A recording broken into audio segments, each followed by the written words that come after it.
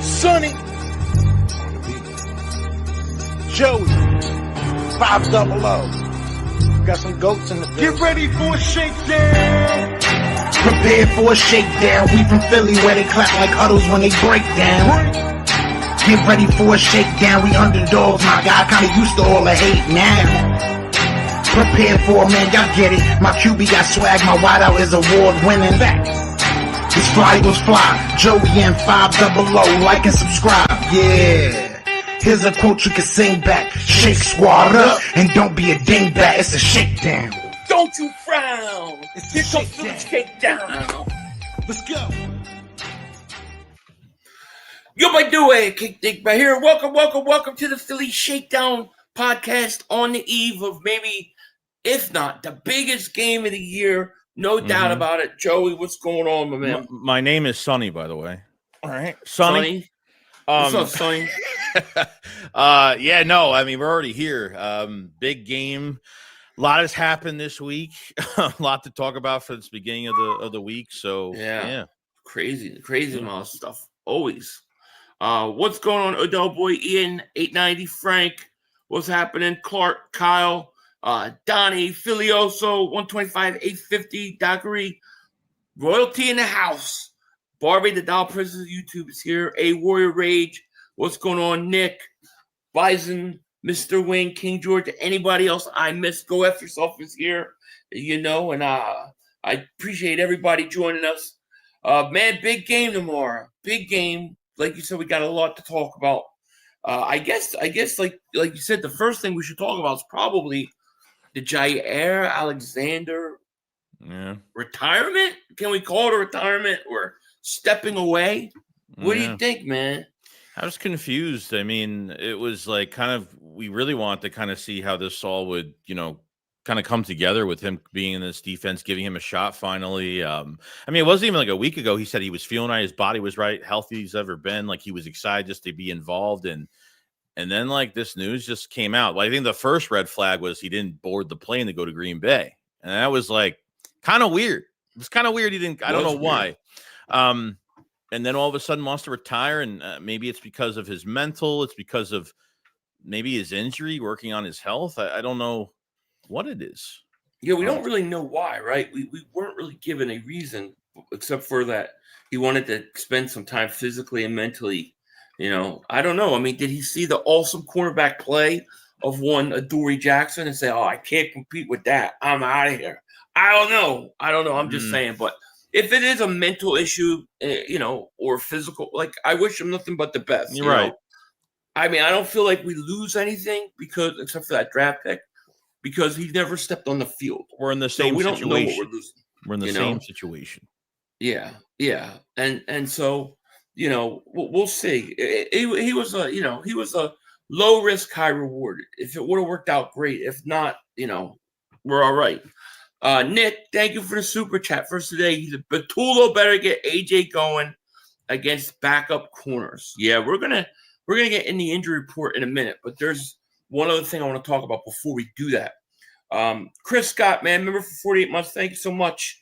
He goes, if our defenses continue to improve and this offense can get going and be consistent, we're almost impossible to beat. Yeah, I think so too. I definitely think so. And thank you so much for the support, man. We appreciate it. The other guy that did make his debut was Jaylen Phillips. We did not get to talk after the game about Jaylen Phillips and the impact. What did you think about that impact, that debut? He fit in really well. Disruptive, forced a fumble, got a fumble. He, you could see with a deeper rotation, like how much it's improving Jalix Hunt and back to his playoff form. Even that first bit of pressure he got, where Love had to back up out of the pocket, gave Jalix Hunt enough time to get the sack. I mean, he was an immediate impact. Immediate impact. And he's great. And he's great against the run. Snaps. Yeah. I think he led the team in snaps. I think he was out there more than anybody else. That's when we talk. That's what we were talking about when we were talking about trading. Remember, we talked about Chubbs, more Chubbs than him because we thought that was more realistic. But you get a guy that knows the system he's going into. It's way easier to transition him in than a guy that has to come in and learn something brand new. True. So I think that makes a big difference. But I mean, he made a big difference in the run game, I thought, too. Oh yeah. He sets the edge. He's bigger. He's bigger than you think he is. Like, I didn't think he was 265, something like that. Right. So he's a big boy. And I think the addition of Nolan Smith back and Brandon Graham, he got in there late. I mean, I think you're looking at a totally different defensive line than we had earlier in the year. Yeah, Nolan Smith had a sack. I mean, big plays made. I mean, they were great. I can't complain about the pass rush. I mean, look, Nolan Smith will probably have more snaps this week. Had limited last week. Brandon Graham only had 10 snaps, so he'll get more snaps this week. So yeah, the pressure's coming on, no doubt. Yeah. Banjo says Jaylen Phillips is a monster for sure. If he keeps balling like this, he should. They'll have to choose when to double team him and Carter. I know it creates a lot of positive things for us if he can continue to do what he did. There's no question about it. Palantir says 500 loves Chubbs. Yes, he does. Loves Chubbs. Pause, no diddy. Member for 22 months is our man MT Shark 714. Thanks so much for the support. He goes, hey, we need a complete game. I've got a great. I think that if you're ever going to have a complete game, this is the one to do it. You know what I mean? Mm-hmm.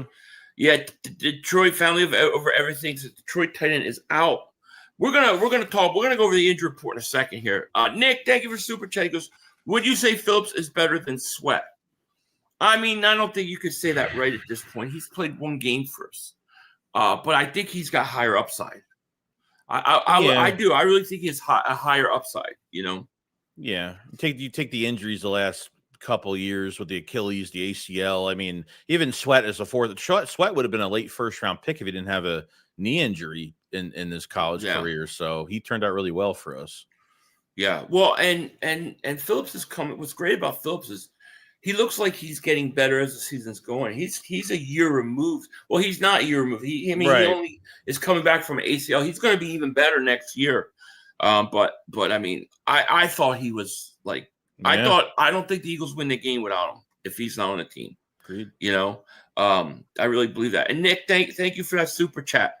But since we're talking about injuries, let's talk about this injury report. I'm going to bring up the Eagles first because it's pretty clean actually. Yeah. You got Corey. I don't know who the first guy is. I don't even know who that is. Caladonis. Who the hell is that? I don't even remember who that is. I have no idea. Caladonna. Who the hell is that? Adominus. I don't know who that is. I don't remember them signing him because I would have totally screwed up his name if I talked about him. But it is what it is. But Jacorian Bennett, he's full practice, so he's a go. Will he get any snaps? Will he get any reps, or is he going to be backing up? Yeah, I don't think he will either. Darius Cooper, shoulder. He got hurt in that game versus Green Bay. Landon Dickerson, quad, full practice. And then the big one, really the big one is Cam Jurgens. Full practice, knee. If he's coming back and he's only 80%, I think it's a mistake. He needs to be close to 100% as possible because I need him to play better than he's played the first half of the season. If we can get him healthy and playing like he did last year, they'll be in good shape. Cam did say it was kind of up in the air right now, so I don't know if does he need? Even the bye week really didn't help either. I mean, it's helping obviously, but he still needed more time. He said he wasn't sure, and then they went to practice and he practiced fully, and they upgraded him, so he's going to go. All right. Lane Johnson ankle full practice. Willie Lampkin, full practice. I think he's going to be out tomorrow, though. Yeah, question. Noel Smith, triceps, and then Tyler Steen, oblique. They're full practice. The Eagles, I mean, overall, that's a pretty clean injury report for week 11. Yeah, it's great. Not bad. Then if we look at the Lions, you got Terrian Arnold out. Was it Kirby Joseph out? Sam Laporta out. Big. Now he hurt his back. Apparently, it was like Saturday. He just got put on the IR today, so he's actually out for 4 games. That's a big loss for them because I think Goff likes to check down to him if need be, you know. But I mean, they still got weapons. Then you have all these other guys are questionable. Yeah, I'm not gonna read off, but the big one is Sam Laporte being out. That's definitely that's a big loss, I think. Yeah, it is. I mean, you really have to, you know, the run game is going to be huge for Detroit, and the Eagles have to stop that. I mean, Gibbs is going to be the number 1 guy. Montgomery, they got a good offensive line. They got 2 really good wide receivers, so they still have still a test. Even without Laporte, it's still a test, no doubt. Yeah, I agree. JT, thank you for super chat. He goes, Mulata celebrated too much this all season. He's been asked the whole year. I think Carter is going to terrorize Goff. Easy win. Easy win. I like that. I do. I mean, Carter to me is the key to the game tomorrow. There's no doubt about it. And Mulata hasn't been that great. I think part of the reason why Mulata hasn't been that great is because I think he's been trying to help compensate for what Landon Dickerson can't do. Like, I think he's been trying to watch his guy over there because he's been hurt. So hopefully they'll get going, you know. The offensive line has to be better than it's been. It just does. Yeah. Sean Mims, thank you for super chat. Goes, I see Barkley busting out. Then Sills will say, we still did not beat anyone. His hate is good for us. Yeah, well, he definitely hates us. It'll be yeah, if Barkley breaks out, there'll be an excuse. Barkley should have broke a big one last game. I don't know if you guys remember, but Parsons tripped him. He like flat out tripped. He got fined for it. But like, if he doesn't trip him, that's a touchdown. Yeah, he was gone. So the way I look at it is like that's another game in which Barkley should have had a big run. I think we're turning the corner in terms of the running game. I think it's going to be better. You know. You're suffering from calodontitis, mitis. The doctor says I need weeks rest. Oh my God. I don't even know who that is, dude. I don't remember, seriously. I don't even remember talking about that guy. Danielson, it's just you or me. It's you. I don't know. It's you. Welcome to Dingbat Nation, man. Thank you so much. Welcome back to Dingbat Nation, I should say. He's a long snapper, apparently. Thank you, my man. Oh, he's a long snapper? Yeah, well, that's why. Halfway Crooks, thank you for super chat. This is it. Kevin Patullo better get it together. Do you know how much money we've invested on the offense? We can't even run the ball consistently. Shaking my head. Well, did you guys? And thank you for the super chat. But here's the question: is it Patullo or is it Nick Sirianni? See, because I go back to this we talked about this earlier in the year. If Patullo's getting a set of a sheet to call the plays, who's installing those plays?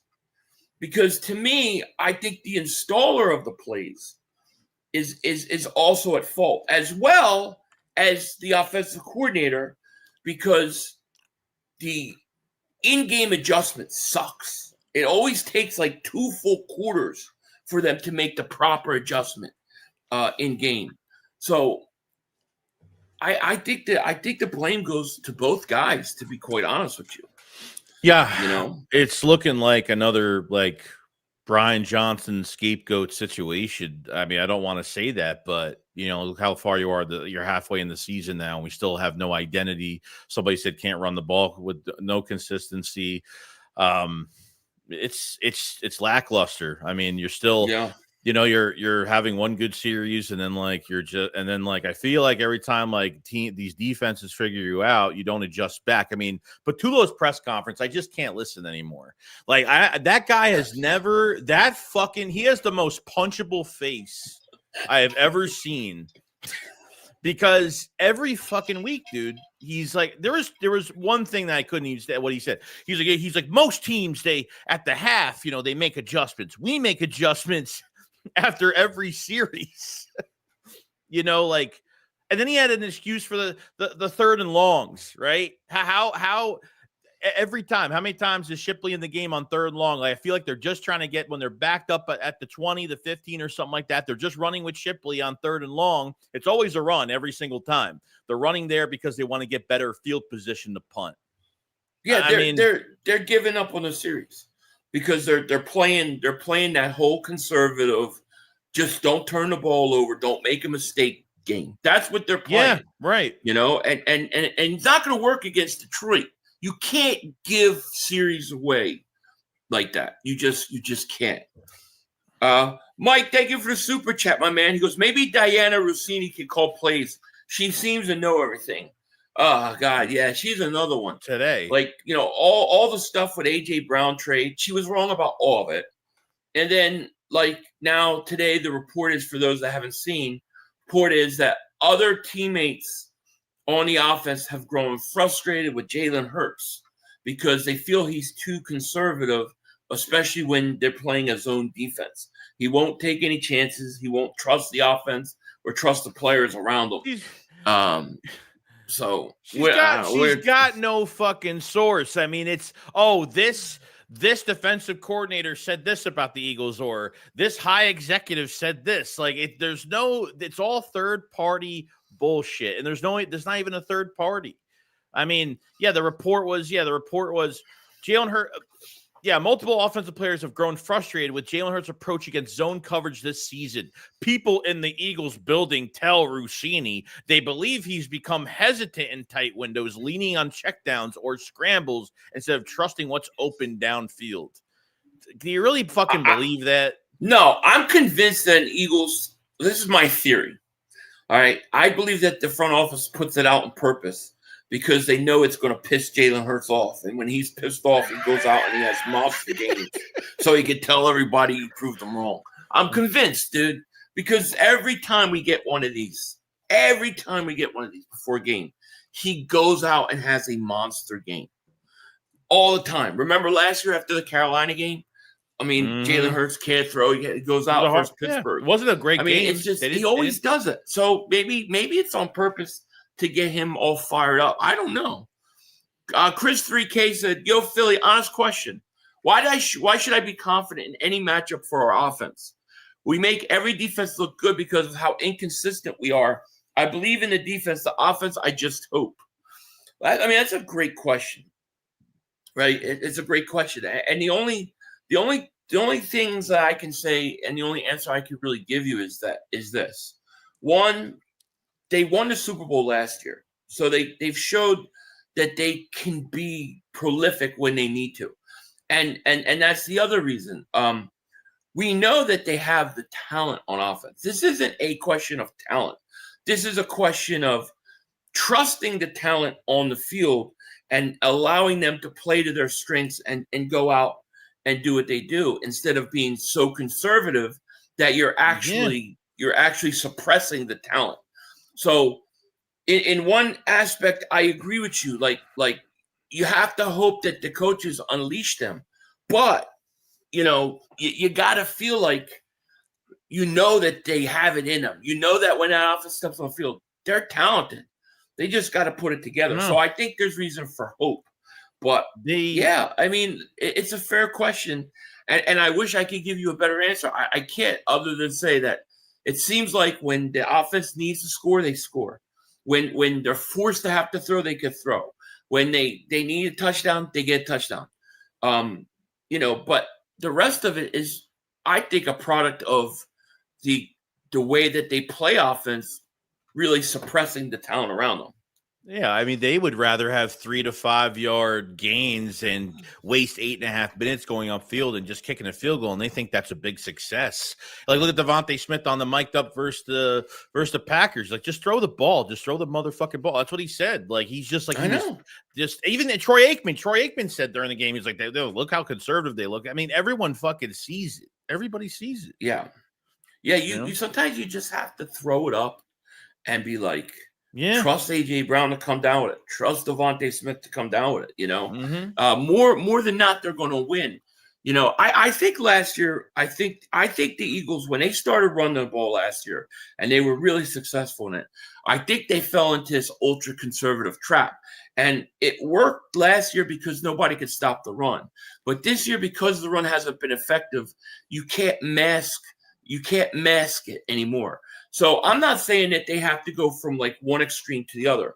They've got to come more into the center and just be more balanced. You got to be willing to risk a little more because you don't run the ball like you did last year, you know? And so you have to be willing to throw it. You have to be willing to trust the players around you. You know, the personality of the offense, the players on offense, in my opinion, they're stone cold killers. They want to attack, they want to be aggressive, and they want to score points. And the Eagles, they suppress it. Remember the Bucs game? Right after the Rams game, right? We're sucking in the first half. We win the game because we throw. Then you have A.J. Brown, Jalen Hurts, Devontae Smith all give post-game interviews in which they talk about being killer and being more aggressive on offense, right? They talk about it all week. They go into a Tampa game. They're aggressive. They go into the game in the halftime with a huge lead. Hurts is 15-17. He was 9 for 9 against the blitz. Does not throw a completion the rest of the half because they go right back into this.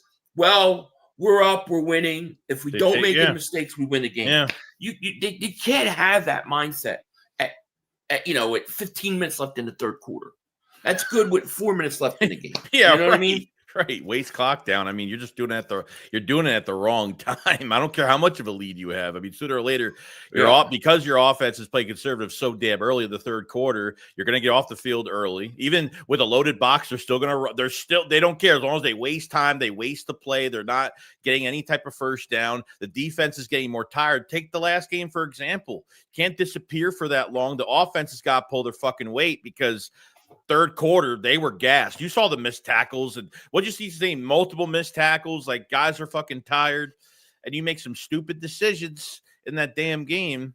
That's what's going to happen. Well, if you look at that first drive, I thought it was really good up until Hurts fumbled. Then it was like, oh, shit, we got to win the turnover battle. Let's go ultra conservative now. Right. And they went into a shell, Halfway Crooks, thank you for the super chat. He goes, bro, it is Nick. He is a common denominator in all of this. Even last year, the offense was vanilla at times compared to how Moore looked with Dallas. I agree. I think it is Nick, and I think I think Patullo does deserve some blame too because I think they're so slow to in-game adjust to things. He says they do it every series. There's no way they're doing it every series because, to me, it looks like it takes a quarter or two to adjust finally. So, I mean, I think Nick is a big problem with it. And it's all excuses. Like Batula's asking why AJ isn't getting targeted. Oh, well, when you look at it, we've been doing that. Look at this play when he freed up Devontae Smith. Naturally, it's just how the game's going. And it's just like he's got an answer for everything. The guy has never blamed himself once, not one time since he got hired. I never heard him in a press conference say it was all on him or he could have been better. Coach, nothing. Yeah, exactly. Fade 2 game, thank you for super chat. He goes, up, Philly and Joey. When the Eagles drafted Quinyon Mitchell, a lot of beat writers wanted Terry and Arnold. Who's got the last laugh now? Laugh out loud. Pound fly, Eagles fly. Yeah, that's right. You're absolutely right. But I can tell you what, if you were watching the Shakedown and you were watching that combine, there was one guy we were in love with, and that was Quinyon Mitchell.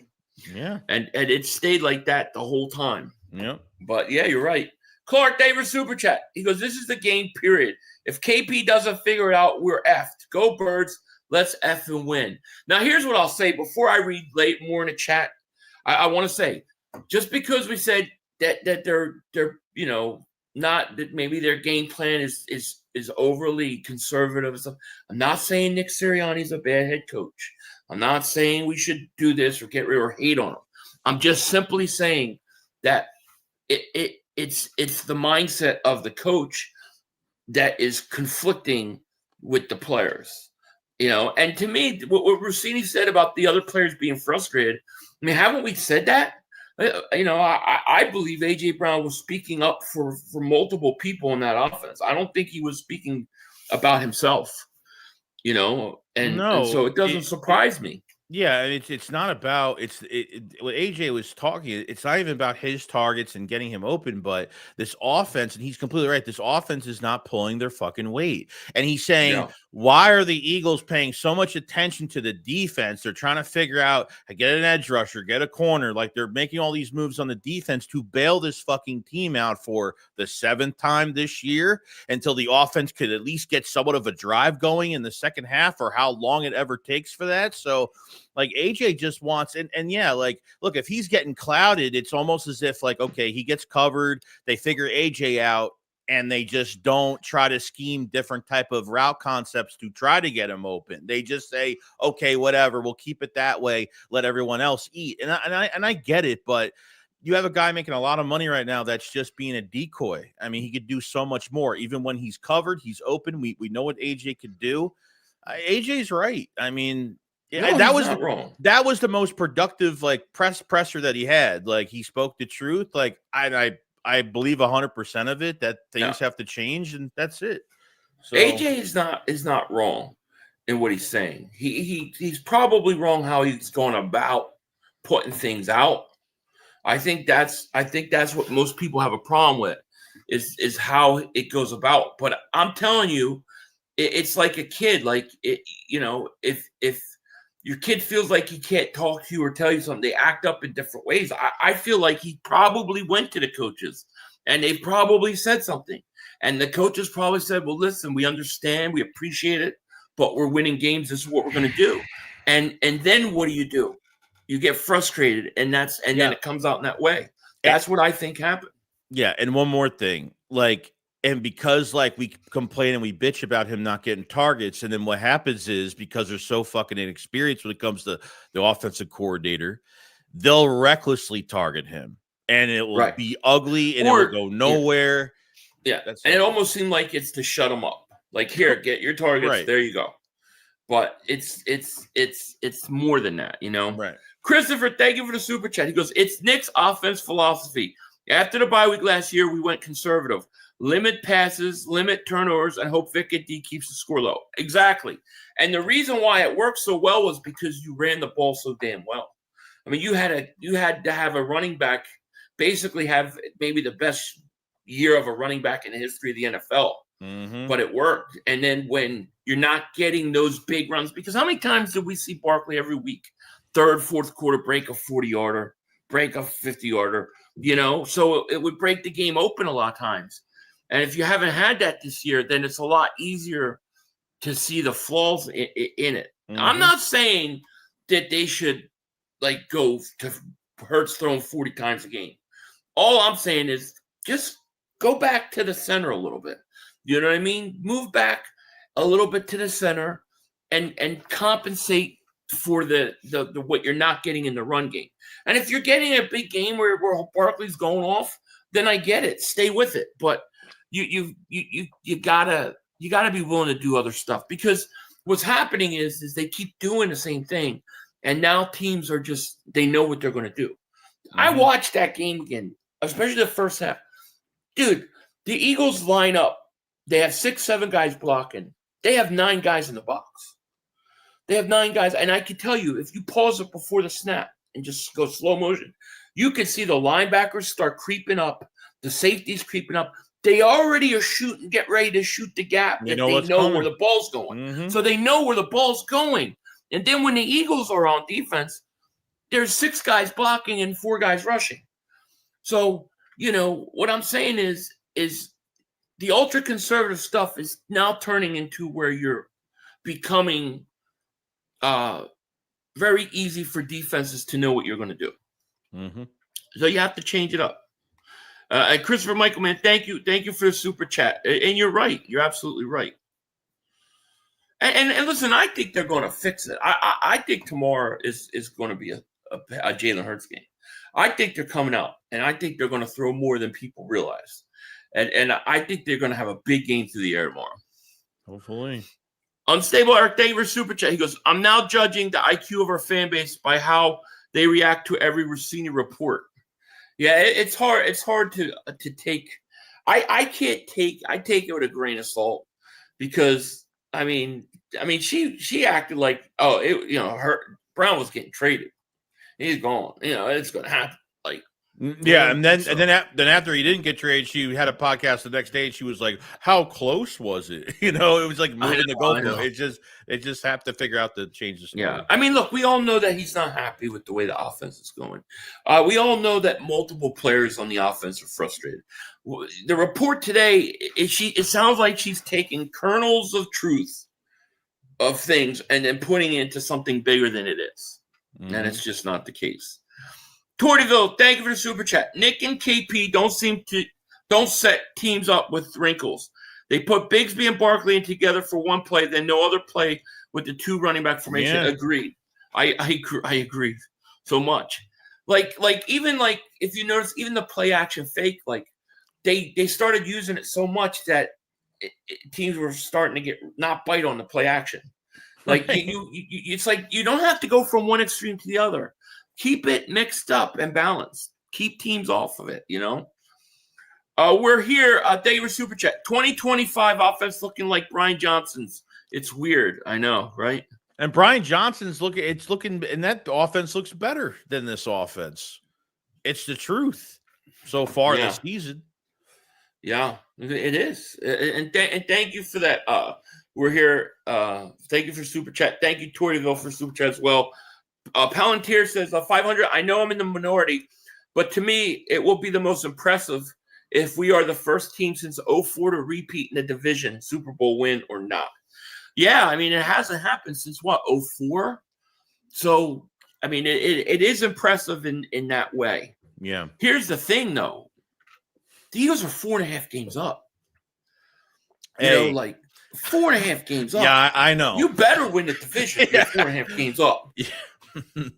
I know. Well, that's what I say. Like you don't want to have any big. Even after this game, you really don't have any. But besides the Bills at the end of the year, second to last game, you don't really have any. I don't say you really have any big threats going down the line. Like you don't want to choke a game or play down to the competition later on against Washington or.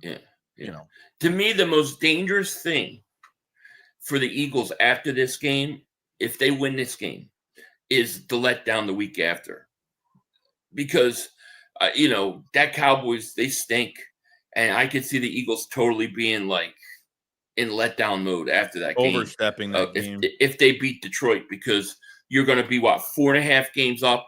You've already beat Dallas once, but you've beaten every team that's a top contender in the NFC. Look, the odds, I just saw a thing today. If the Eagles beat Detroit, they got well over a 50% chance of the number 1 seed. So it really puts you in a position. So to me, it's like, you just got to take care of business with these games because you're going to be up for this game like you were up last week. And then there's going to be a drop off. You got a lot of AFC team games coming, right? You got the Raiders, the Chargers, and the Bills. That's 3 games in the AFC that will not affect the tiebreaker in any way. So you just gotta make sure you take care of business, Yeah, and if you take care of business, like you got some other games tomorrow that are going to be pretty important. If the Eagles can get this win tomorrow, it'd be great. So like you have Tampa and Buffalo, which will be a big one at 1. You have the Rams in Seattle. That'll be an interesting one, too, tomorrow. Yeah. Yeah. Jim says, y'all say Nick is a yes man. And the analytics department has a lot of involvement with the offense. So maybe the coaches have no say in it, and that's what the offense has looked like the same last few years. That's why. Yeah, I think at times there's some truth to it because I think a lot of times, and I think it's not just the Eagles, I think a lot of times these teams, they do overuse analytics to the point where I feel like they don't have a feel for the game. And I would think, that maybe there's something to it, but the only issue is last week the Eagles have a 4th and 5. It was 4th and 6. It was 27 seconds left in the game. And I think the analytics told them to punt. and they went for it anyways. It almost cost them the game. Now, if you're going to be aggressive, that was not the time to be aggressive. I wanted them to punt the ball. The way the defense was playing, you punt them inside the 20 or 10 with no timeouts. They're going to run the clock. So I would say, yeah, maybe that's true. But then we saw the biggest decision of the game last week. He went against the analytics. They threw AJ a bone last. That's what they did. They threw AJ a bone, and they weren't going to kick because it would have been a 58, 59 yarder. Why would you throw him a bone there? Like, because you saw one completion over the middle ran off 15 seconds.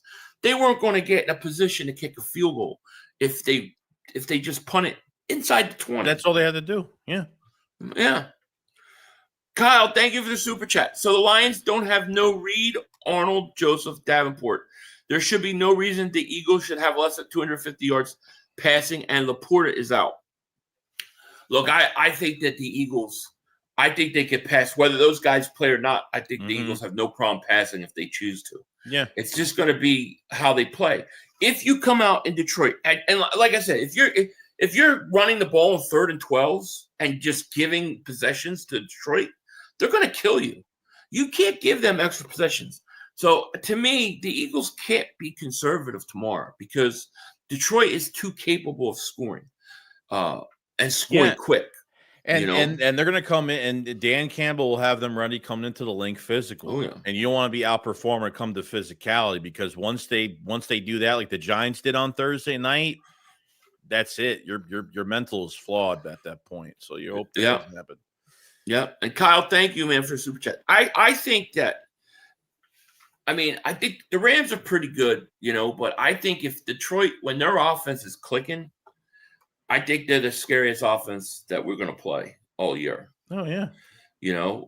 They got 2 good running backs. I mean, Gibbs scares the hell out of me. So you got to make sure you set that edge. You got to stop the run, but you also got to watch for him in the passing game. He is dangerous, right? Yeah. And then they come in and they rotate Montgomery in, and that's a good 1-2 punch. And then, of course, they got guys that can catch all over the field. Yeah, Jameson Williams. Yeah, so to me, the key to this game tomorrow is the Eagles' defensive line. Jalen Carter, Jordan Davis, you need a good game. The best way, from what I've seen, watching Jared Goff, if you don't let Goff get comfortable early and you get pressure up the middle and make him throw before he wants to, he gets thrown off. It takes him like 3 quarters to readjust, but if he gets comfortable early, he can light you up. Yeah. He'll light you up, Yeah. And athletically, he's not going to, run all over the field either. No. I mean, he loves being in that pocket. So if they make him move just a little bit, they'll have a really good chance at every snap. That's all. I think this got to be Jalen Carter's big game of the year. Mm-hmm. If we get that from him tomorrow, we're going to win. Halfway Crook, thank you for super chat. Let's say our offense doesn't get it together. Do you think the defense can carry us to his trophy? Defense have won Super Bowls in the past with subpar of offense. I think if the Eagles have home field throughout the playoffs, it can happen. If they have to go on the road, I think it's going to be tough. Like if they have to go to Detroit and play in a dome, I think it's a tough situation. Yeah. If the offense can't figure it out, but if they're at home, I think the weather slows those offenses up, and I think they can get to the Super Bowl. Yeah. And really, if you look at the AFC is wild because you have the Colts in first place. You have Denver's a 2 seed, I think. You have the Patriots are a 3 seed. I could see all 3 of those teams losing to a wild card team like the Chiefs. Seriously. Oh, yeah. None of them scare me. I think coming out of the NFC is harder than coming out of the AFC. Like, I think basically what I'm saying is if the Eagles get to Super Bowl, I think they're going to beat whoever they play in the NFC. Yeah. But the hard games are the Rams. They're the Lions. The Bucks even. I mean, you're going to play. You're going to play one of those teams. You're going to play them again. Yeah. We're going to play one of these teams again. That's why these tiebreakers are also important because it's a different game if you have to come into Philly. It just is. Bryce Blackwell, my man, thank you for the super chat.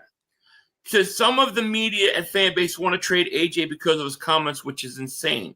I do want Hurts to take more shots and Nick KP to do better planning. I agree with you.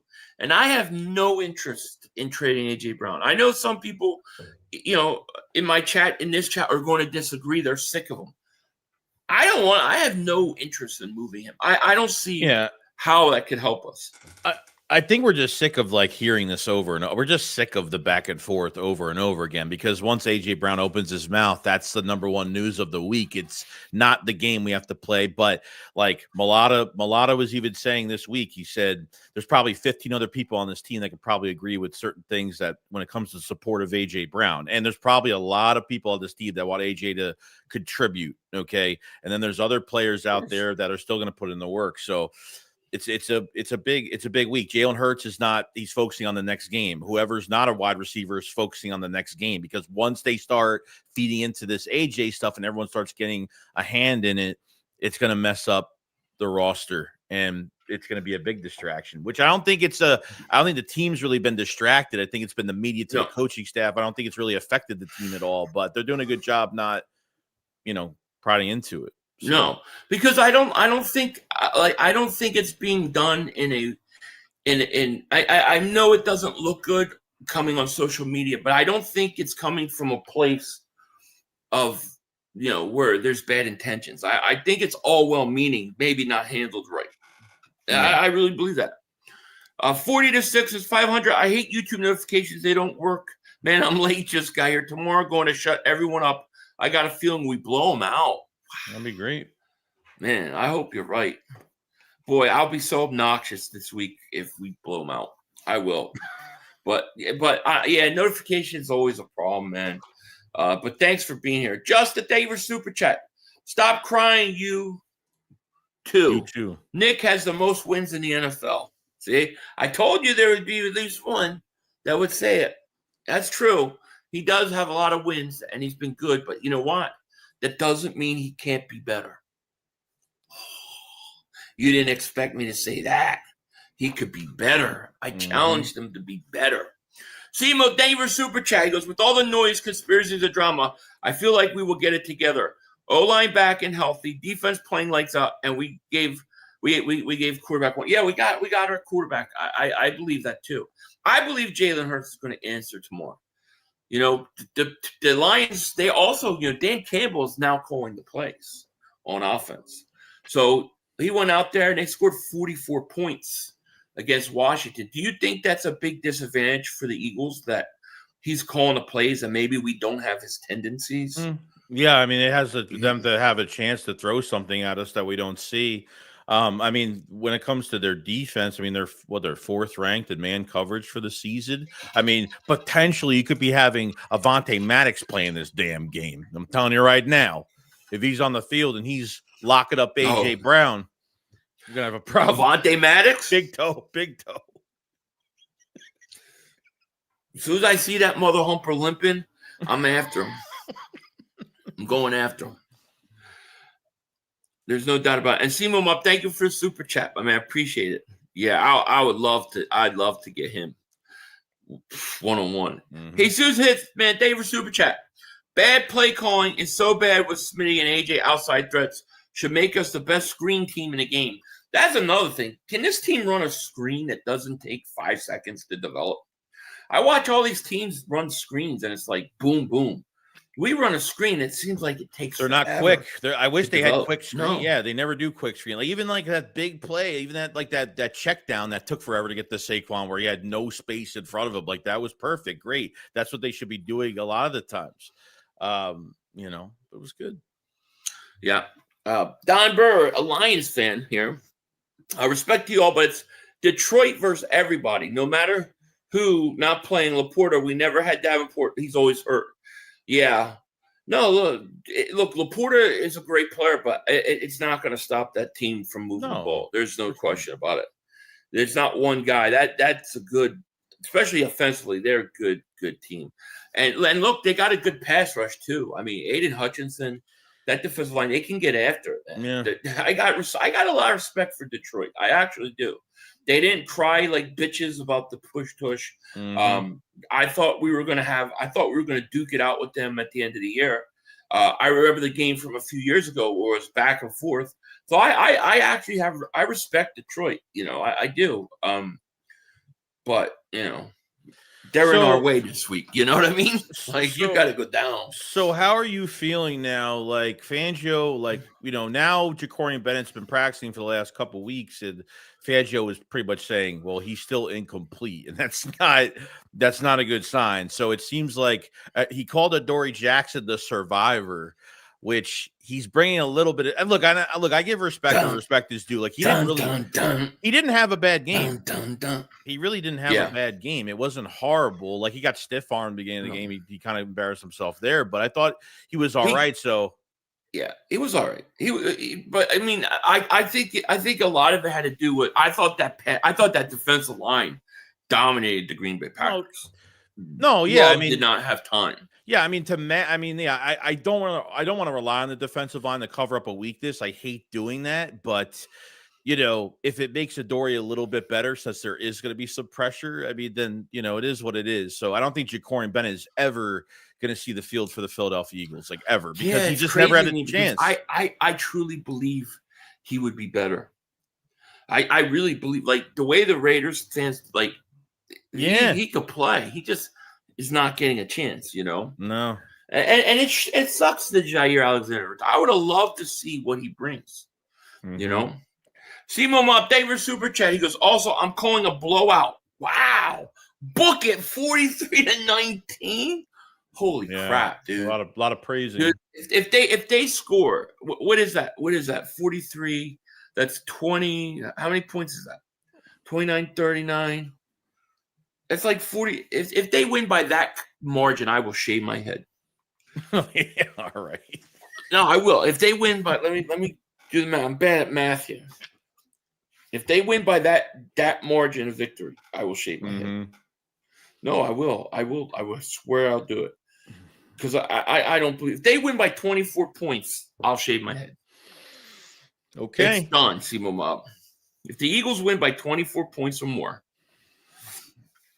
Thorntonville, thank you for the super chat. He goes, which cornerback would you put on St. Brown and Williams? St. Brown is better, but Williams has elite speed. I think you got to put. Well, does Brown plays in the slot sometimes, though, doesn't he? Sometimes, sometimes they'll move him. Yeah. If he's in the slot, I put Cooper on him. If he's outside, I put Quinion. Williams is good. Williams got a lot of speed. Do you think Adoree Jackson may do better with a guy with speed? Maybe not as physical kind of guy, but a guy that with straight line speed like that. Yeah, Jameson Williams has gotten better from last year this year because he used to just be a one-trick pony. Now he's running some good routes now. He's actually pretty good with that. So, even at the end of the game, when they were coming, when Green Bay was coming downfield, Adoree played close, but on the third down, he was 8 to 10 yards, probably more than that off the ball, which either they're not giving up, they try not to give up the big play there, or they don't want him playing close for that reason. So, it could help. You got to pick your poison. That's it. You're, that's what I'm saying. That's why the key is to cut the snake off at the head. Fangio did say though, if CB, what's going to move Cooper DeJean to CB2 if possible, CB2, he said CB2 has to play pretty bad, for them to for him to move him. They feel good about Michael Carr. He feels really good about Michael Carr, so they have a backup inside guy. So it seems like Michael Carr is strictly just inside, is strictly just depth right now. They're not even trying to get him on the field right now. Think they'll put him as safety? Yeah. It's depth per safety too, because they only have three guys. They only have three guys. That's it. Right. Yeah, that's right. Yeah. So could they look at him as maybe we do what we did with CJ? Move him from slot to safety. I don't know. Maybe. I'm not doing okay right now. I'm sorry to hear that. But smoking is bad for you. Got winning, and thank you for the super chat. Got winning 28-17. Goff gives us a short field twice, and the offense, ultra conservatives, their way down the field for another 2 touchdowns and dominates time of possession. So he's talking like 2 7-8 minute drives that kill the quarters basically. Can't do that. You need that. I'll take it, man. Yeah. These guys are all feeling. They all got a way bigger score than I got. King Vlad, Denver Super Chat. Hopefully this game isn't like the 49ers game. Yeah, let me ask you. Some people feel like this could be that 49ers game a few years ago where they came and got bullied and pushed around and punched in the face. What are your thoughts on that? I mean, we got bullied. We got bullied versus the Giants on Thursday night. I mean, we got bullied that game. I mean, on a short week. I mean, we weren't prepared, and they got bullied that week. I mean, that was a totally different story. I mean, that was just they just gave up. I mean, you had a horrible defensive coordinator. There was no sense of urgency. I mean, Big Dom was the only motivation in that game. I mean, they were dead at that point. I mean, they were dead at that point. Yeah. That ended our season pretty much. That ended the season because then you lost to Dallas, then you fired your defensive coordinator, and all hell broke loose. Patricia comes in and he screws it, and then he changes the defense. Well, I'm going to tell you one thing I didn't like what Nick Sirianni said this week, right? And this kind of bothers me, and it makes me worried. And we'll see how it plays out. But Aiden Hutchinson said that they were viewing this game as a must-win game for Detroit. Like they're taking this game serious. They know that they're always competing with us for home field, and that they look at it as a must-win game. When asked Nick Sirianni, he didn't say that. He said, we don't look at it as a must-win game. We look at it as the next game on the schedule. That kind of bothered me because I'm like, I feel like, no, you need to have and take this game as seriously as the Detroit Lions are taking this game, dude.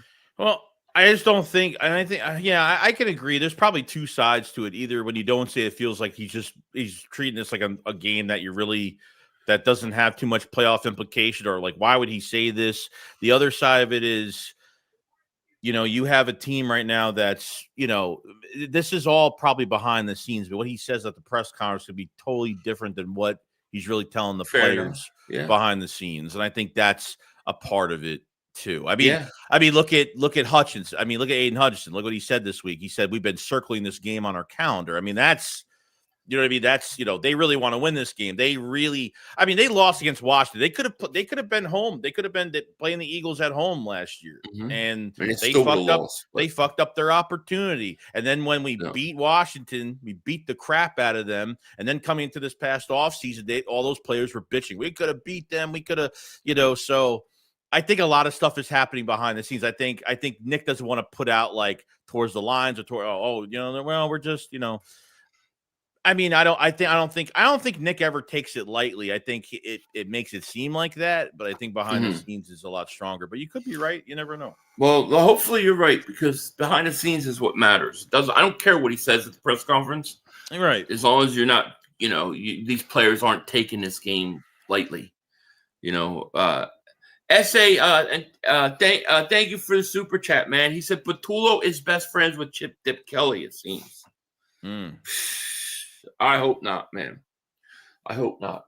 Joel Perez, man, thank you for the super chat. He goes, we win the Super Bowl and Patullo, and he doesn't get a head coaching job because he stinks. Do we fire him or bring him back? I think if they win a Super Bowl, they're not firing anybody. No. I mean, has there ever been a situation where a guy got fired after winning a Super Bowl? I honestly don't know. I would think not. If they're not bringing in a consultant at some point this year, like I don't know. I don't even know. I don't even know if they would just take Patullo off even after a championship. I just don't think they would do that after 1 year. I really don't. Yeah. Bobby, thank you for super takers. I'm already looking past the Lions for 8 weeks. Dude, I'm not like, if the Eagles beat the Lions, like, yeah, go have it at the Cowboys. I'll be sitting here relaxing. What are the Cowboys going to do? Beat us? And what? Then only 4 games behind us or 3 games? I mean, it's over. It's over. But I would tell you this right now. I would much rather beat Detroit than Dallas, because it has way more implications.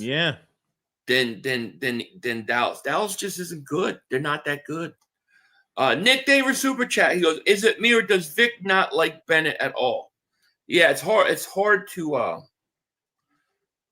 know. You know what I mean? Yeah, I mean, I don't even know if even being on IR, I don't even think if he wasn't on IR and Adoree had the concussion, I don't even think they would even start him over Ringo. I mean, I don't know. I mean, he's been hurt. He got hurt in the offseason a little bit, came back, played in a couple games in the preseason, and then he was just on IR. So yeah, I did because Vic comes up with the excuse of because he hasn't been on the field and he hasn't played any game snaps. Like, well, early in the season when you're trying to figure it out, they had the opportunity to start him for a full game and they never did.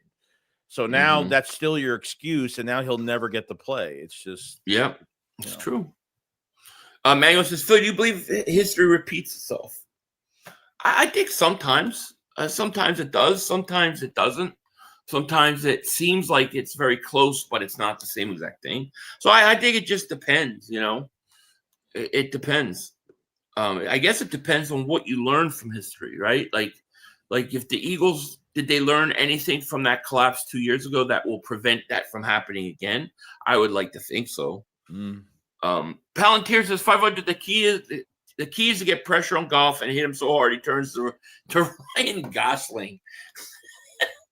Yeah, look, I agree. The key is, in my opinion, you got to be disruptive on Goff. I think that's the key to slowing that offense down. What else I want to know is some people have talked about how the Lions aren't as fast on grass as other fields. So we'll see. I think they're going to be pretty fast regardless. Jesus hits, thank you for the super chat. Do you think Phillips takes Nolan's spot, being that Hunt is playing so well? Yeah, Jalen Hunt has played really good lately. I don't know that he's going to take Nolan's spot. I don't know, but I'm telling you, I'm not letting Jaylen Phillips out the building if he continues to play like this. It's just not going to happen. And if that means I can't extend Nolan Smith, I'll do exactly what I did with Jordan Davis with Nolan Smith. I'll pick up his option year. He'll give me 2 more solid years, and then we'll figure it out from then. Yeah, I mean it's it's a win-win for Howie. So depending on if they they keep him, they resign him, Jaylen Phillips, they keep him, resign him, great. If they let him walk, depending on how much he signs in free agency, they get a nice draft pick out of it too. So, but I would like to keep him if he I don't know what Nolan Smith had a sack, great. Like he came back, he limited snaps, had a sack, deep rotation seems to be working for the guys that. Nolan Smith and Jalen Hunt were really, the Eagles were really putting a lot of focus into both of them beginning of the season. And unfortunately, not having a veteran there has kind of hurt this team. And the Eagles signed one that retired. They signed another in Brandon Graham. And now we're bringing a Vic Fangio player. This is the first time Vic Fangio has brought one of his former players to Philadelphia. One of the very few or couple Miami Dolphin players that actually liked Vic. And there you go. Right. Yeah. Brooks, thank you for the super chat. Portulo better put the crowns down this game. Yeah, he better.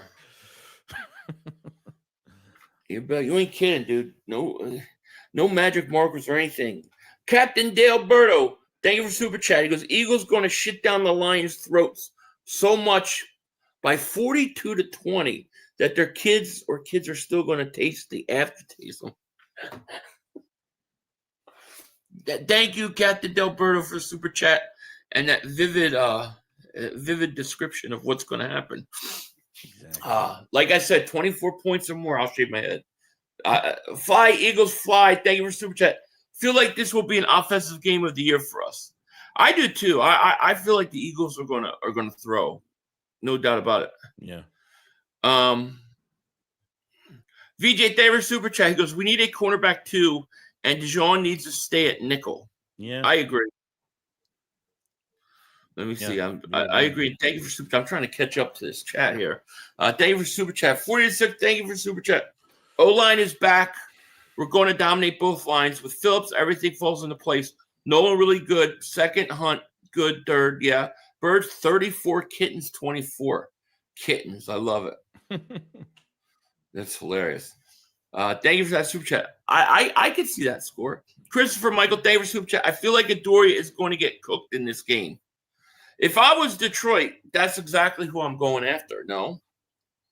Yeah. Going right after Dory. Wherever he is, I'm throwing. Mm-hmm. S.A. Davis Super Chat. Nolan Smith looks slower than he is. Has a second gear. Well, it was his first game back. Give him a chance. I would say. Yeah. You know, that would be my my thought process. You know, is this you, Joey? Yes, continuous. Thank you for becoming a member, buddy. Thank you for becoming a member and supporting, dude. I appreciate it so much. Much love, man. Thank you, man. We got 758 people in the chat. Thank you guys so much for being here. Hit that like. Make sure you subscribe. It says Philly, if Philly isn't ready to put up 30 plus, they could be in trouble. Maybe. I mean, I guess it depends how good that defense plays. You know, it's a much better offense than Green Bay. I'll tell you right now, my final score I'm going with is like 30. I would say about 31-28. I think the Eagles are going to win 31-28. But I think it's going to be high scoring. I think both teams are going to score, and I think both teams are going to move the ball. That's what I have. You know, I think it's going to be a back and forth game. Yeah. Potentially. Brooks Davis Super Chat goes, would be nice for some trick plays like the tush push and have Barkley run the outside. Yeah, I'm waiting for it. Thank you for the Super Chat. I'm waiting for the play action one where they fake the handoff, Hurts rolls back and then throws deep again. They did it one time in the playoffs. It didn't work, but they never did it again. I want that play again. I think you need some trickery against Detroit because Detroit will throw everything at you. They're going to throw everything at you. You know, it's just going to happen. Oh, poor Ken James. Poor man. At least you show up. I give you credit for showing up. Even though you got, you got beat by the Eagles again for a third time in 3 games? Mm-hmm. Tattletale says 500. The Cowboys need to still play the Chiefs, Lions, Chargers. If we don't win the division, that's 100% rigged and cursed. Yeah, I don't think there's any chance for them. I think they're done. I mean, they might be the Raiders because Raiders stink, dude. You know, but yeah, is this you? I think it's me. F. Hammond third. Appreciate the membership, buddy. Thank you for joining up, my friend. Thank you so much. Thank you, my man. Appreciate it, buddy. Let's see here. However, one good thing about Detroit this season is that they aren't creative as last year. So that might make it easier to predict. It's hard to say because Campbell took over the play calling last week. So, we don't know what his tendencies are going to be, And you can't change that much. How much can you change halfway into the season? I think he tinkers with some things, but I don't think he completely changes everything. But, Yeah. Oliver says, offensive coordinator Kevin Patullo needs coaching tips about what works and run it until they stop it. Needs to listen to his players. I agree. I mean, I think you've got to listen and take input from your players because if you don't, then you see the frustration how it builds. You don't have to do everything they say, but you should make some adjustments so that they feel like they're part of it. You know what I'm saying? Right. So if they're ignoring it and what they're saying, it's a problem. I think that's a problem. What did you think about the whole thing with Luri having an on-field conversation with A.J. Brown? Yeah, it was Big Dom and Luri. Yeah, I don't know, man. I don't know what discussions are happening. I mean, like Patullo even said, like that AJ's always in his office talking about life, talking about football, maybe punching his face in a few times. I don't know. Yeah, like they have this good relationship since 22. Like they've had this good relationship. Like I just don't get how this guy is being ignored and excluded away from this offense. I mean, don't get me wrong. Like I love me some fucking Devontae Smith every game. He's just great. Yeah. He's just so great. I mean, I don't know if you didn't have Devontae Smith, if you had like if AJ was your number one, you had like a number two that wasn't at that level. Like I don't know. You're real lucky right now. You're real lucky because I agree. No, I totally agree. How many games, 500, do we need to clinch the division? So what is Dallas? 3-5-1? Yeah.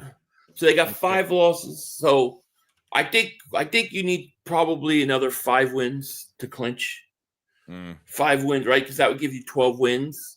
12 wins would probably clinch it. They've got 5 losses. So 5 wins for sure. So probably most likely another 4 or 5 wins. But you need to win at least 12 games to win a division. Yeah, Dallas is 3-5-1. So, right, and Dallas and Washington's 3. They got 3 wins, right, and then the Giants got 2. So you need 5 more wins technically today. But Dallas is going to lose again, of course. So to the Raiders. Well, I mean, just in the season, Dallas. I don't see Dallas beating the Chiefs, the Eagles, the Chargers. I don't see them beating any of those teams. Yeah. So, probably realistic. You definitely need 5 right now, but realistically, probably another 3 or 4 to win the division, not win the number 1 seed. Yeah. The Giants have the Packers at 1. Commanders have the Commanders. The Commander Miami game is the Germany game at 9 a.m. Yeah, I'm not waking up for that. Why not? It's a big game. Yeah, I'm waking up my wife 4:30. Get out. I'm going to stream. No, I'm not waking up at that. It could be another successful week for the Eagles. I mean, depending what the Cowboys do with the Raiders on Monday night. I mean, the Raiders are pretty bad. Raiders stink. Yeah, Raiders stink. Yeah. The question is, will the Raiders be willing to run Genty 25 times? How has this season been? How has Genty's season been this year? I mean, the couple times I saw the Raiders play, I think I've watched 3 Raiders games.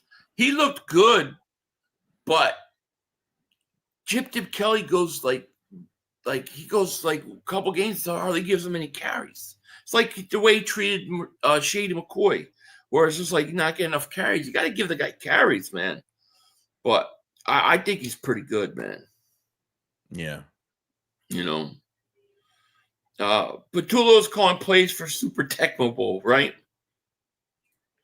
No doubt about it.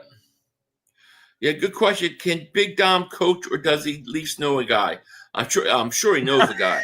I know a guy who knows a guy. That I'm sure.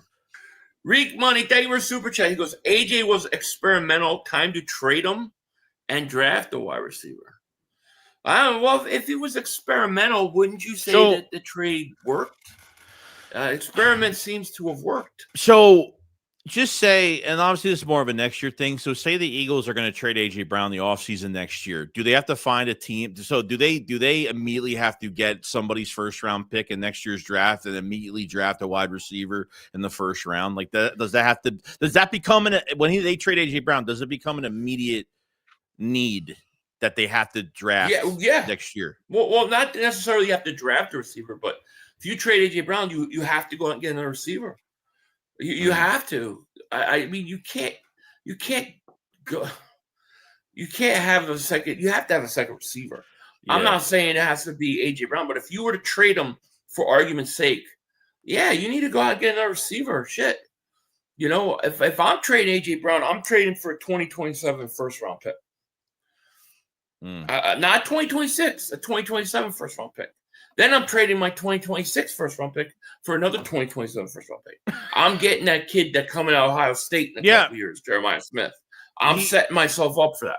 He used to. But in the meantime, you need a receiver. Yeah. Yeah, because Howie's done that. I mean, he likes to trade like those first rounders to get an extra one where he feels like they could humble out the year and not really go for it. They feel like the draft's pretty deep at a certain position who they're targeting, and they could have 2 first-round picks in a couple years, and that really could build us back up again. So it doesn't shock me if he actually does that. He's done it before. So no, I would do it, but I would do it even if I kept AJ. But my goal is not to trade AJ Brown. My goal is to me, the Eagles' goal shouldn't be to try to trade AJ. The goal should be to try to get the players on your offense to all buy into the system and be happy and want to stay. Okay, I don't think A.J. Brown wants to go somewhere else like other people think. I just think A.J. Brown wants to be happy in the offensive running and feel like he contributes in some sense. And I think the coaching staff has shut him down, and that's why you're seeing all this stuff leak out the way it is. I truly believe that. Rocky Davis, Super Chat. What up, guys? I'm late. Diana Roussini with another bullshit article on Hurts. Yeah, we talked about that earlier. Stupid article. Taking maybe kernels of truth and blowing into something it's not. But you know what? My theory, I was telling Joey that my theory is maybe the Eagles leaked that stuff on purpose and give her a BS story. Because every time this stuff like this comes out before a game, Jalen Hurts has an amazing game. And now he's going to go out and have an amazing game because some stupid article got him all riled up. Yeah. So maybe. Rocky Davis Super Chat goes, do you all see AJ's new commercial? A Geico commercial. I did not. Did you? I have not, but I see Barkley's got a commercial at like almost as much as Kelsey. Yeah. Barkley's in everything now. Barkley's the other day. Barkley's in everything now. I know. I had a dream that I was told that Barkley's season can't start until I watched the documentary. So I watched the documentary. So if he goes off, then somebody told me that from somewhere else. Yeah. Someone from the A3i Atlas thing flying here told me because I swear I dreamt that. And I was like, oh, I better watch it then. You know? Palantir says 500. Apparently the Luri A.J. Brown meeting was BS and, well, no photos to talk. And the media was informed that they were discussing his problems, which sounds like BS. Yeah, I don't. I mean, I know that the Eagles can't take pictures. Media can't take pictures after the initial like warm-up drills. Once those are done, you're not allowed. They're not allowed to take pictures of practice. So if he was out there talking to him, we wouldn't get pictures. Yeah, right. Yeah, it makes sense. 500. Yeah, I had a dream. I did. I swear. And I watched it. I watched the documentary, and it was all right. It was fine. And then I'm like, all right, so Barkley's going to go out and have 200 yards. Oh, what do you guys think will happen if Kevin is fired and they get someone? Shane was amazing when Jalen has a solid career. He dominates. Yeah, I mean, I think if they fired him, I think they would probably try to get an established coordinator who may be around for multiple. I think the guy to watch would be Frank Reich. Would not be surprised if they hired Frank Reich as offensive coordinator. Yeah. Would not. Yeah. But I mean, who knows? Maybe we win the Super Bowl and Patullo gets hired. And here we go again. Who knows? 215 Philly, thank you for the super chat. Yeah, let's trade AJ so that next wide receiver has to go through the same shit where Hurts and Patullo. Yeah, that makes dumbass sense. Yeah, I mean, it's the last thing I want, dude. Yeah. It's the last thing I want. Yeah. Then we face AJ Brown next year on the opposite side, and he kills us with our defense. Yeah, Lou says he'd take the ball. Are you out on the ball, or you would take the ball? I don't want anything to do with the ball. No. Nothing. After the way he yelled at the doctor. Mm-hmm. After the way he yelled, apparently, did you hear that he was threatening Mike Kafka during games? After all that baby shit, and then remember when the Eagles wanted to interview him for a job and he didn't want to take it. He wouldn't interview with him. Yeah, I wouldn't have anything to do with that guy. The hell with that guy. You see how Josh? That's what I think. You see how Josh Allen is playing even way after he was gone from offensive coordinator with Buffalo. Look at the quarterbacks. look at Daniel Jones. Look at. You know what I mean? It's just, yeah. Smart move for them. Joe Perez is Barkley. Oh, it's a little. Is that the deer commercial? I thought it was a Christmas commercial. No. It's a Little Caesars commercial. Oh, God. Pizza. Oh, pizza. Nobody in Philly eats Little Caesars. I can't imagine anybody eating pizza like that back home. Yeah. Remember with the Nick Sirianni? Remember the pizza? Oh, that pissed me off so bad. It really did, dude. Like all those pizza places out there, you're going to go to a place like that. Like I'm stuck with those kind of places because there's nothing else. But no way he should be. No way. The ball's the reason why Hurts got benched at Alabama. I just don't like. I don't care. I don't know. He's No, bro, anyone saying trade AJ, learn cap, it doesn't make fiscal sense. No, it doesn't make fiscal sense at all. You would have to totally reduce contract, and then you would trade him. I mean, and look, all this talk about AJ wants stats and all this stuff. I don't believe that. You tell me what city is he going to go to and play in a situation where football is is looked at as highly as it is in Philly. There's only a few cities that are like that. Okay, so I mean, I don't know why you wouldn't leave. Like Jaylen Phillips. Jaylen Phillips has no idea what he's in for. I mean, he's been playing in Miami where people go just to social. They go to games to socialize, all right, and drink orange juice. They don't take it like serious. He's going to be on a Sunday Night Football in Philly against Detroit tomorrow. That I'm telling you right now, he ain't felt that in the NFL before. No, he has not felt that. So I don't think it would do AJ well in his career to go to to a team in a city where you're going to be forgotten. The Eagles aren't going to trade him to San Francisco. They're not going to trade him to Green Bay or Detroit, or they're not going to trade him to any of those kind of teams. So, he's going to go somewhere probably on a bad team that's looking to get a big name in there that is trying to sell tickets, and he's going to be forgotten. Trading AJ Brown is bad for the Eagles, and it's bad for AJ Brown. Yep, I believe it. 100%. So I don't think it's going to happen. Chris 3K says, "Yo, Philly, for those who criticize AJ, what elite wide receiver would want to play in Philly right now?" Yeah, I mean, you need a guy who's going to be able to put up with Patullo and Nick. And like I said, I don't think this is a statistic thing. I think this is a not feeling part of the offense because the coaches are shutting you out. I really, truly believe that, dude. Yeah, they're not pulling their weight. Believe it. They're not pulling their weight. Yeah. I think a smart coach, a good coach, they listen to their players. They respect what they're saying. They might not incorporate everything they want, but they take things into consideration and they try to do what's best for the team because they want those players to play their best. And doing things that players do good is important. If you're ignoring the players and shutting them down and shutting them out, that's not good. That's not a good sign. Yeah, I mean, look, even on the defensive side of the ball, I mean, look, you go from Desai and you go Patricia, you go to Gannon, you go to these other guys, man, and with Fangio, like it just works out so much because he's not looking for a head coaching job. He's an old vet. An old vet coach that's been around for so many years and has strictly come up with really good defenses, for a long time, have done really well. So it's really hard to find a coach like that and to find somebody that it sucks that you don't have a head coach that can call plays. That's the shitty part about it. If you had a head coach that kept the play calling in house and that could sign any coordinator that he wants, which doesn't make a difference, that it would be a lot easier, but we don't really have that.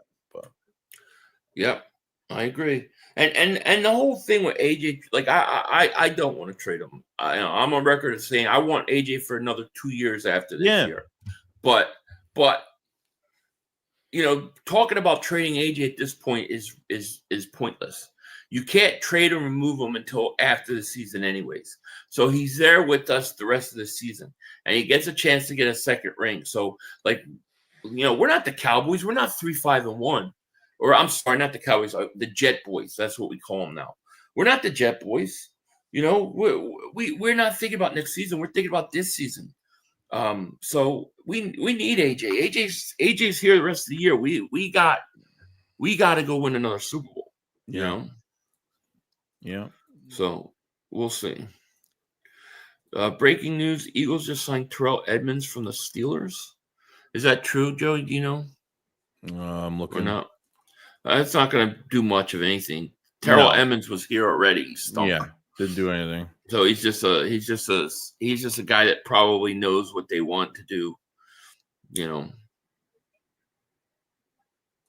Yeah, no.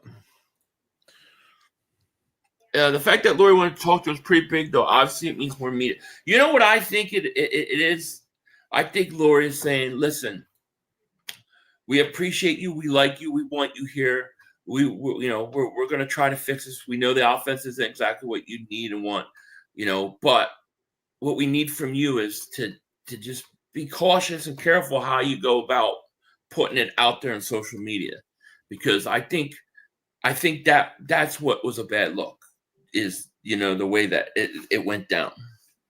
Yeah, that's probably what it was. I think Lurie has talked to many players, and when there's been issues, he's talked to players before and helped calm things down and work things out. I think maybe it's good that Lurie is involved, because maybe Lurie's going, yeah, you know what? Maybe the coaches should listen to what the players' input is. Yeah, he's in the press box. He's watching it every single week. He's watching what's going on. So I don't see why there'd be why he wouldn't say anything. Philly, my point was no wide receiver want to play in Philly. 25th ranked pass offense. We're lucky to have guys patient as they've been. Having elite wide receivers in this offense is pointless. Yeah, but sorry, go ahead. I'll talk when you're done. No. You go. I did take my breath for a second. I'm just saying because like players don't look at, like when players get traded, when players are free agents coming to a team, they don't look at the fucking rank of their off. They look at the wins. They look at whether it's during the year or whatever. They don't look at statistics for the fucking offense. They look at the record. They look at the players who they have on the defense or who they have on the offense. They don't look at statistics like that when players get traded or big free agent signs somewhere or whatever. It doesn't work that way. Never does. Yeah, and my thought is if you ask a bunch of the best receivers, would you like to come to Philly and have a chance to win a Super Bowl? I believe many of them would say yes. And if they wouldn't, and they would say, no, I'd rather not win a Super Bowl, then do you really want them on your team anyways? That's how I would look at it. Mm-hmm. And this is under the assumption that AJ Brown's complaining because his statistics are down. I don't believe that has anything to do with this. I just believe that's the media and that's it being twisted. I believe it has to do with many guys on offense not liking the style of offense they play because it does not fit their personality. And they're trying to warn the coach and say, listen, this isn't going to work. We've got to be more than this. It's not going to work out at the end. I think he's giving a warning. I really don't. I mean, and maybe I give AJ Brown too much credit. I don't know, but I really don't think he's doing it from a place of selfishness. I think how it handles and comes out in the social media stuff, I think it's a bad look, and I think people run with it as it being self-centered. No, because the offense is not going to survive playing like this the rest of the year. I think playing like this in the regular season, they can make it they'll make the playoffs. We know that they're going to make the playoffs. But playing this like this conservative shit on offense, they won't make it past the divisional round. They ain't going to make it. They won't make it. JW brings up something interesting. Hard Knocks has something to do with all of this, I'm convinced. Yeah, that's going to be interesting. You're going to have the Eagles on Hard Knocks next month. They're going to film everything. So they haven't been filming everything to this point. Have they already? Yeah, that's what I'm saying. Does it start well, no, you're saying it starts next month. So do they start filming next month, or does the show come out next month where from to this point I think it's from the point I think it's like, yeah, I don't know when. I don't think they start filming yet. I don't believe they have. Right. Maybe they have, but usually if you look at the last year was the AFC North, and it started after a certain week and then just continue with the push to the playoffs. Now, the problem Hard Knocks is going to have is that you got literally 3 teams that are basically done. Mm-hmm. So what are they going to have to talk about?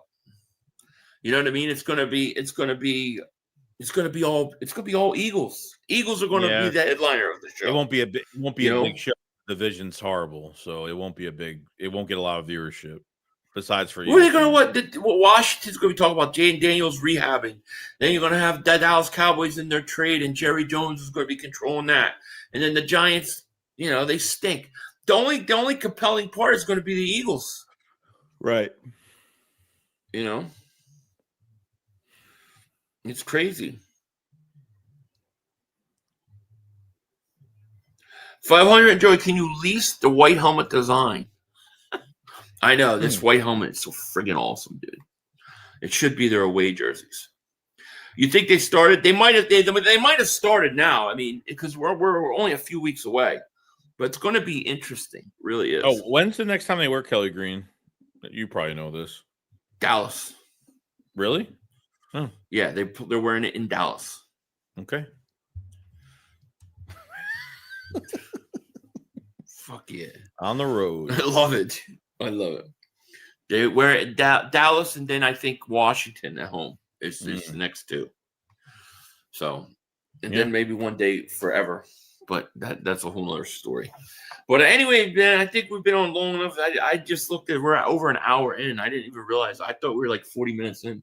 Holy crap, that went fast. Yeah, I mean, anything else you want to say? Yeah, that's it. I mean, we talked a lot from last game to what's been happening this week, and now a big matchup tomorrow night. Regarding we're gonna have some news by next week, early next week. Philly Shakedown, new line of merch is coming out. We're gonna have some a Christmas Philly Shakedown sale and some other surprises as well. So definitely stay locked in for that. We're gonna have some. That's right. Things. Yeah, Black Friday sale too. Should do it because we got the Black Friday game. That's true. That should be a shirt. Hell yeah. Hell yeah. Uh-oh. Rocky says I missed a super chat. My bad, Rocky. I apologize. Here it is here. I think this is it. Yeah. Rocky Davis super chat. What about Bowling Green head coach? We hired as the quarterback coach. He called plays in college. Yeah, I mean, I don't know enough. I don't know enough about him to know whether he would be the guy or not, you know. Yeah. It's just, can the Eagles get a coordinator that let's say they hired that coach as offensive coordinator and he goes out there and he kills it. Is he gone? Like every time we get an offensive coordinator, they get hired somewhere else. I'm hoping Petullo will too. You know, I was hoping he could be the next Giants head coach. Kevin Petullo. You know? Imagine that. We'll find. You know, we'll find out. Like, look, Brian Johnson didn't get hired for a head coaching job. I wonder why. Like, it's so weird. I just think the Giants should hire Petullo.